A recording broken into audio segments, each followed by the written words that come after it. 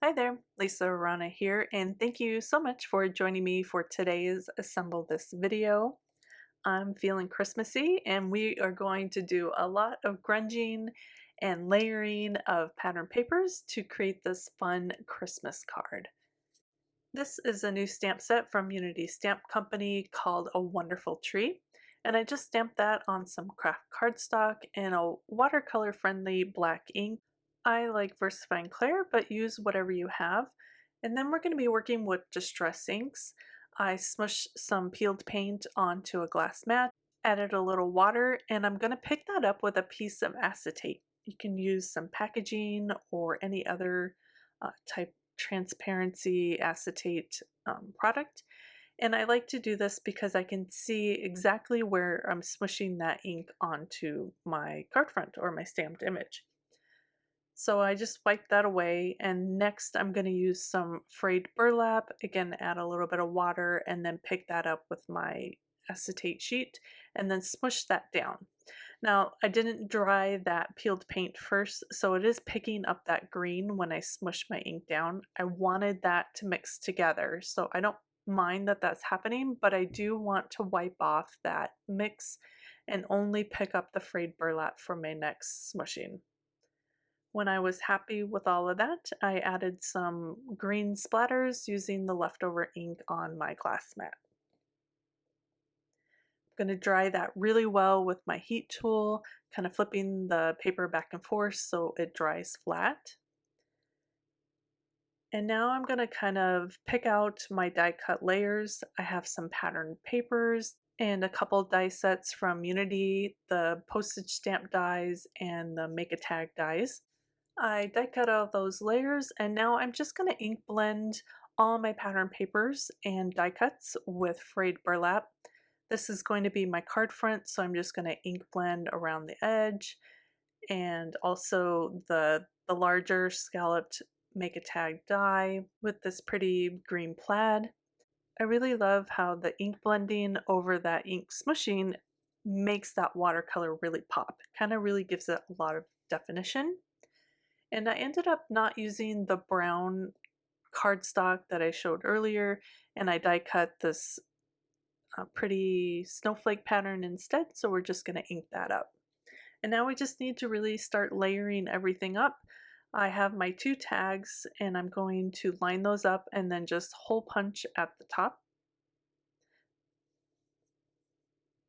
And then I doubled up a bunch of this burlap string and pulled that through the hole, and then we're just going to kind of tie off the top there.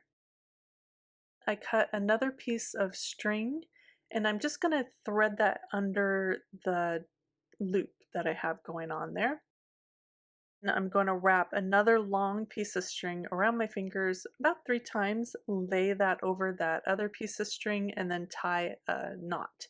And that's going to give me a fun loopy bow at the top of my tags. Just kind of pull that gently and then kind of position my bow, and then I'm going to tie another knot to really secure it to the top of that tag. And once that was done, I'm going to have 2 little tails for my multi-loop bow. Just going to wrap all that extra string and fold it to the back and then secure that with just a piece of tape so it's out of the way. So now I just have my loopy bow at the top of my tags. I have this fun burlap cardstock, and I'm just going to glue a strip of that to my card front. I wanted to make sure I had a nice adhesion, so I'm using liquid glue for this. Going to glue that right in the center, and then I added some foam tape to the top and the bottom of my tag. I didn't want to do it in the center because then it'll get kind of bulky over that burlap panel. And then I'm just going to tack down that top tag. I'm kind of embracing some wonky angle, so I wanted to make sure that it was stuck in that angle. And then I'm going to put my ink smoosh panel right on top. Now I need some shine, so I grabbed my favorite gold watercolor and just going to add some splatters over the top of the entire card. And then I really wanted some more shine, so I'm just going to scribble on some paint onto the tree. Just kind of highlight some of those little items on the actual tree itself. I'm going to just scribble on some more to the tag itself and the background of the stamped image, just to add some movement and shine to the front of the card. I don't know, Christmas kind of says gold to me, so I'm really embracing the gold on this card. We're going to bring it in lots of different ways. Next up, I have the Greetings of the Season die set. I love these sentiments. They're probably going to be on almost every card I use this year. I die cut it 3 times, twice in craft cardstock and then once in a gold mirror. Again, I really wanted gold, so we're going to put that gold mirrored cardstock on the top and then stacking 2 of the craft underneath. This is going to create a lot of dimension in the sentiment, and it's just a neat way to really add some interest to that sentiment to the front of the card. I'm just using liquid glue to glue these all together. I do place a block on top just to make sure it gets a nice flat adhesion.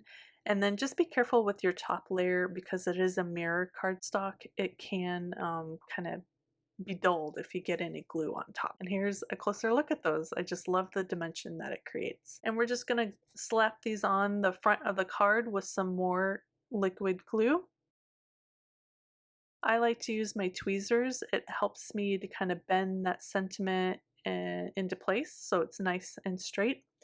And then also I don't get any glue marks on the front of my sentiment either by touching it with my fingers. Perfect. We're just gonna get that right into position. Don't forget the little eyes in the Christmas. So I do have 2 of the craft layers for that, and then again the mirrored one for the top. The little dots are kind of easy to lose, so if you lose those, don't worry. It looks really great without the dot as well. You can still read it perfectly fine. Now I'm just going to add a few gold star sequins to the front of the card. Again, adds a little bit more shine and movement to the front. I'm going to fiddle with that bow just one last time, make sure it gets in the direction that I like, and kind of cut down some of those tails. And here's the final look at the card. Thank you so much for joining me today. I'll have all the supplies linked in the description below. Be sure to give this video a like and subscribe to my channel to catch all my future videos. I hope you enjoyed, and we'll craft together again soon. Bye!